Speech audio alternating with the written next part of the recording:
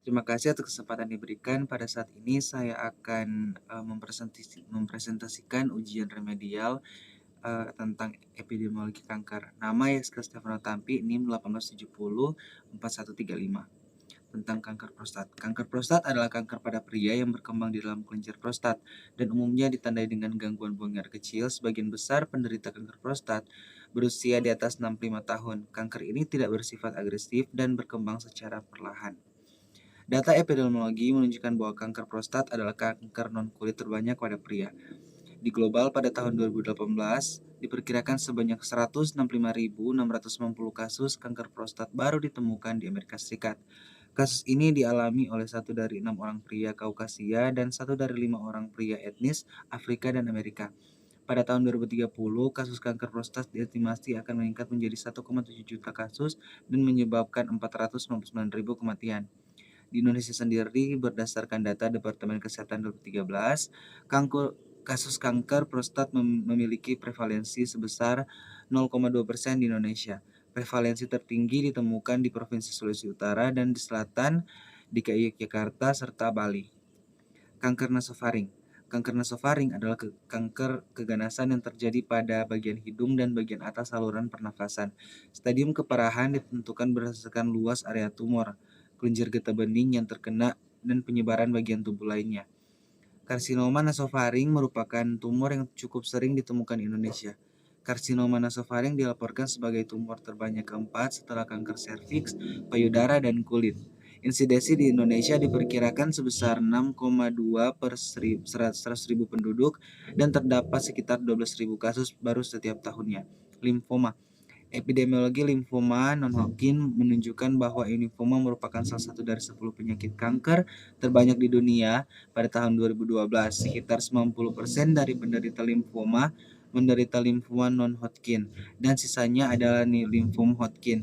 Di global, limfoma non-Hodgkin lebih sering ditemukan pada daerah lebih maju antara Australia, Eropa Barat, Utara, dan Amerika Utara. Sementara insidensi terendah ditemukan di Asia, Eropa Timur, dan Afrika, kecuali area sub-Sahara Afrika Timur karena tingginya insidensi limfoma Burkitt.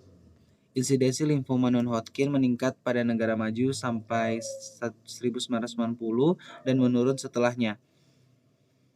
Peningkatan insidensi pada tahun 90-an misalnya terkait dengan adanya epidemiologi Acquired Immune Deficiency Syndrome atau AIDS dan penurunan pada tahun 1990 menunjukkan keberhasilan terapi antiretroviral atau ART. Di Inggris, limfoma non-Hodgkin adalah kanker ke-6 terbanyak, 12.800 pada 2011, dan penyebab kematian akibat kanker ke-11 terbanyak, 4.700 pada 2012. Di Amerika Serikat, diperkirakan kasus baru limfoma non-Hodgkin berjumlah 72.580 pada tahun 2016 dan 13.413 kasus baru di Inggris. Di Indonesia, berdasarkan riset kesehatan dasar tahun 2013, didapatkan prevalensi penderita limfoma berdasarkan hasil wawancara mengenai diagnosis limfoma oleh dokter. Prevalensi limfoma di Indonesia pada tahun 2013 adalah 0,06%, yaitu sebanyak 14.905 orang. Provinsi Daerah Istimewa Yogyakarta memiliki prevalensi limfoma tertinggi yaitu sebesar 0,25% atau diperkirakan sebanyak 890 orang. Provinsi Jawa Barat memiliki jumlah penderita terbanyak yaitu sebanyak 2.728 orang. Data di RSK Darmais menunjukkan bahwa proporsi limfoma tahun 2012 pada pasien laki-laki ada 15 dan 41%. Pada pasien perempuan berdasarkan usia di RSK Darmais, proporsi usia pasien limfoma cukup tinggi. Tahun 2018 tertinggi adalah kelompok usia 45 sampai 49 tahun. Mortalitas secara global, limfoma non-Hodgkin menyebabkan 210.000 kematian pada tahun 2010 dibandingkan dengan 143.900 pada tahun 1990. 5-year survival rate di Amerika Serikat untuk limfoma non-Hodgkin saat ini adalah 72%. Berdasarkan data tahun 2012 sampai 2016, jumlah kematian adalah 5,6 per 100.000 orang per tahun. Kanker hati. Kanker hati adalah salah satu beberapa bentuk penyakit yang ditandai dengan tumor di hati. Tumor hati jinak tetapi berada di hati, sedangkan tumor ganas menurut definisi bersifat kanker, tumor hati yang paling ganas adalah hepatoma, juga disebut karsinoma hepatoseluler atau HCC, yang dimulai pada sel fungsional hati. HCC menyumbang 75 hingga 85% dari semua kanker hati. Di Amerika Serikat, kanker relatif jarang, terhitung di antara 2,4% dari semua kanker, tetapi insidennya meningkat. Di seluruh dunia, HCC jauh lebih umum, terutama di Afrika, Sub-Sahara, Asia Tenggara, dan Cina. Akibatnya, HCC adalah penyebab utama keempat kematian kanker secara global. Kanker hati, khususnya HCC, umumnya lebih sering terjadi pada pria daripada wanita, dan di antara kulit hitam daripada orang kulit putih. Ini juga paling sering terjadi pada orang dengan penyakit hati yang mendasarinya. Leukemia.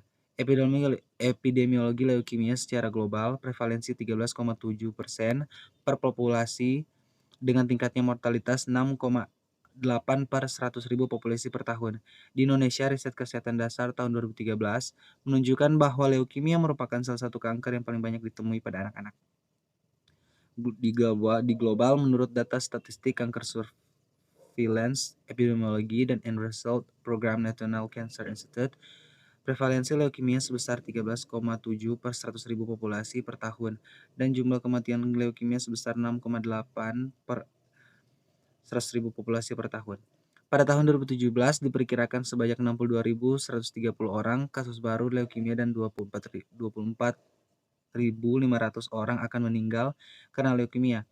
Leukemia berada di urutan ke-9 dilihat dari prevalensi kejadiannya, yaitu sebesar 3,7% dari seluruh kanker di United States. Prevalensi kasus leukemia pada kelompok usia 65 sampai 74 tahun merupakan prevalensi tertinggi, yaitu sebesar 22,4 dengan median usia 66 tahun saat terdiagnosis leukemia. Sedangkan jumlah kematian akibat leukemia paling tinggi ditemui pada kelompok usia 75 sampai 80 tahun, yaitu sebesar 30,2% dengan median usia 75 tahun saat kematian. Prevalensi kasus leukemia dilihat dari jenis kelamin didapatkan bahwa kejadian pada laki-laki lebih tinggi dari perempuan, yaitu sebesar 17,6%, dan perempuan sebesar 10,7%. Ras yang paling tinggi menderita leukemia adalah ras Kaukasian, 18,5%, laki-laki 11,3%, perempuan.